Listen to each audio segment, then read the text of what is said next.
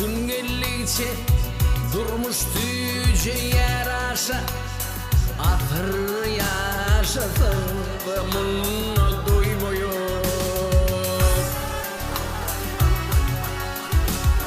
Ay olursun birinin şart bulup yaşa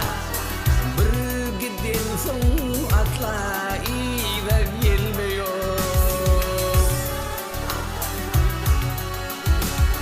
Ay başarsan birinin fücücü yaşa Bir gidin son atla iyi de gelmiyor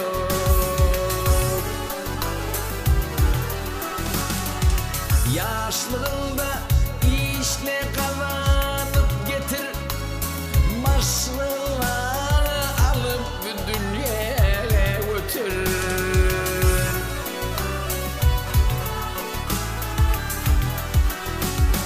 Ay karınlık basman kaç parvın mitir Dünkü cuvanlığı sonra gelmiyor Ay ne hoşluk basman kaç parvın mitir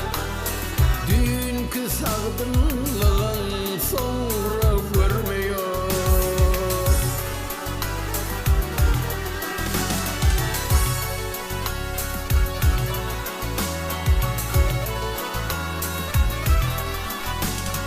Ay yılgırış genlilik pul der mut Don yüreğin efsabillin yılıt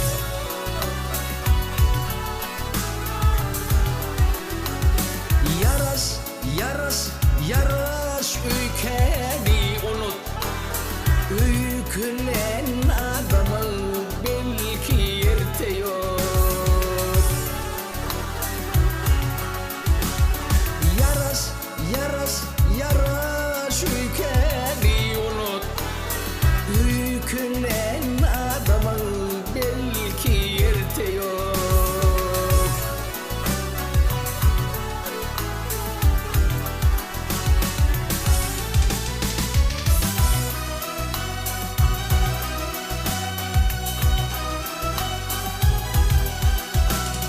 Ay dürlü külçeklerde dost kardeş köpeğin Yar değil mi yetim yetire teret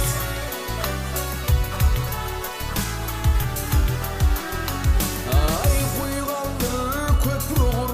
meçidi diken Munna at koy onunla mal soğumuyor Kuygandır köprüğür meçidi diken Munna at koy onunla pulu soğumuyor